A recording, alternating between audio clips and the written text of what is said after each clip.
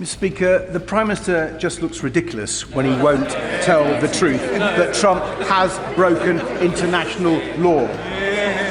But turning to Donald Trump's next target, the Prime Minister was right to give the Danish Prime Minister his backing over Trump's threats to annex Greenland, and I welcome his joint statement with other European leaders. But does he also agree that if Trump does attack Greenland, it will be the end of NATO?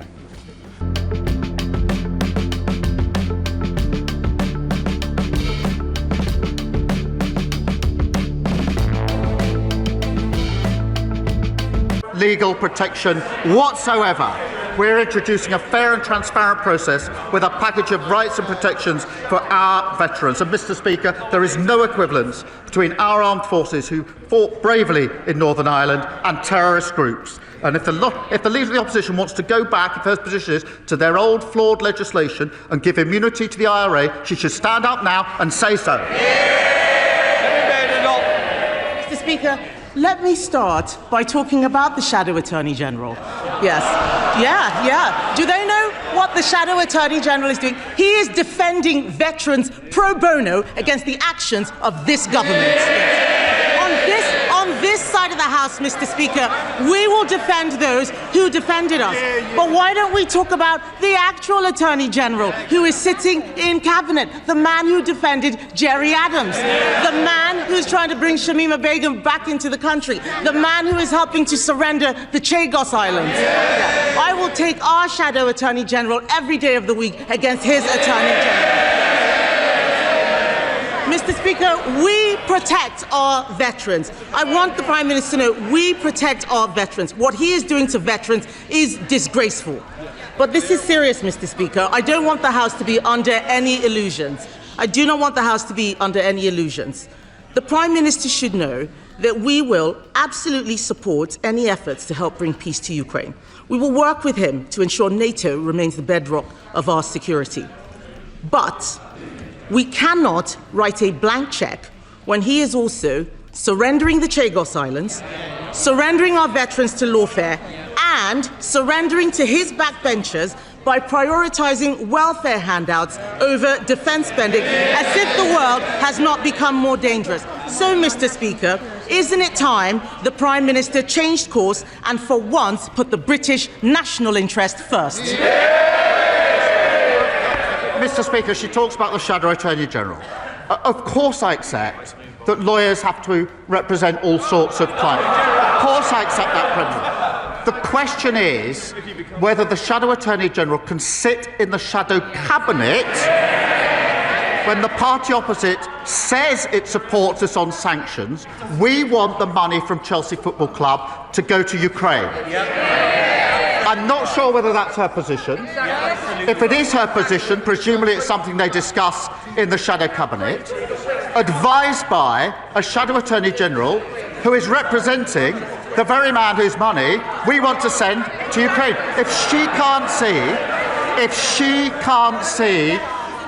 see the conflict of interest in that, then she shows no judgment and no leadership at all. The same old. It's a new year, but the Leader of the Opposition's got absolutely nothing to offer the country. She is totally irrelevant. Nobody is listening to her. Mr. Speaker, this is the year when on this side we turn a corner, people benefit from the decisions we made, £150 off energy bills, freezing rail fares and lifting 500,000 children out of poverty. We're turning the corner and there's much more to come.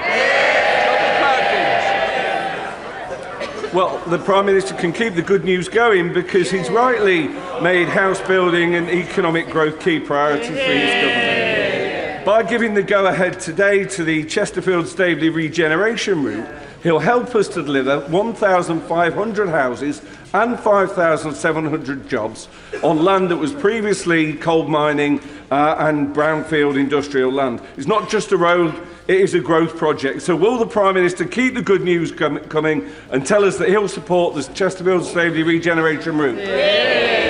Well, can I thank him for that question? I know that he's working hard on this scheme. As he knows, land investigation works are currently taking place to help establish the final costs. The Road Minister is looking closely at the scheme alongside about 40 others. We will prioritise schemes that deliver faster journeys and unlock new homes and jobs. Leader of the Liberal Democrats, Sir Ed Davey. Thank you, Mr. Speaker. Can I wish you a Happy New Year and everyone in this House? And can I welcome the progress made on security guarantees for Ukraine yesterday? Mr. Speaker, Geoffrey Robertson, KC, is a respected authority on international law. He's also the head of the Prime Minister's barrister chambers. And he couldn't be clearer. President Trump's actions in Venezuela are illegal. He says the United States, and I quote, is in breach of the United Nations Charter and has committed the crime of aggression, which the court at Nuremberg described as the supreme crime. Does the Prime Minister agree with his old mentor, or has he got it wrong? Well, there's plenty of things that Geoffrey and I have agreed on or disagree with over the years, but let me set out our position. It is our long-standing position that Maduro was not a legitimate president in Venezuela. And so nobody, I think, sheds any tears at his removal. And what we need, what we were saying before the weekend, and we say again, is there needs to be a peaceful transition to democracy in Venezuela. Now, the benchmark of all actions of all countries is, of course, international law, and it is for the US to justify its actions accordingly. My focus is on the defence and security of the United Kingdom, and yesterday we were working with NATO allies, including the US, on security guarantees for Ukraine. And it's only with security guarantees that we'll have a just and lasting peace in Ukraine, which is vitally important for Ukraine, for Europe and for the United Kingdom. Sir Ed Davey.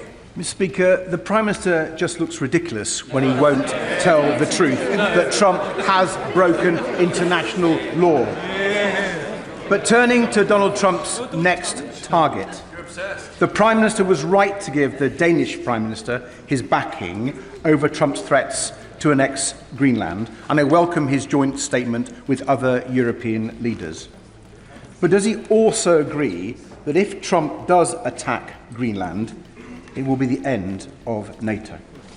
And given that frightening possibility, does he accept that the UK needs to increase defence spending more quickly than currently planned and build new alliances with reliable nations? Mr. Speaker, let me be, the Greenland issue is obviously very, very important. I thank him for raising it. The future of Greenland is for Greenland and the Kingdom of Denmark, and for Greenland and the Kingdom of Denmark alone.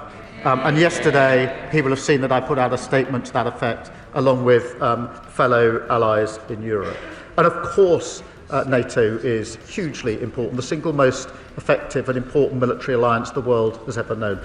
He keeps encouraging me to sort of tug away at parts of NATO and to choose between Europe and the US. That would be a strategic mistake for our country. And yesterday we were working with our NATO allies, including the US, our NATO ally, on a just and lasting peace in Ukraine. That will not happen without security guarantees from the coalition of the willing, backed by the United States. That's a vitally important issue, and we made progress on that. And there won't be a just and lasting peace in Ukraine without those security guarantees, and not achieving a just and lasting peace in Ukraine is not in our national interest, and that's why I'm applying so much time and energy to seeking to get that outcome.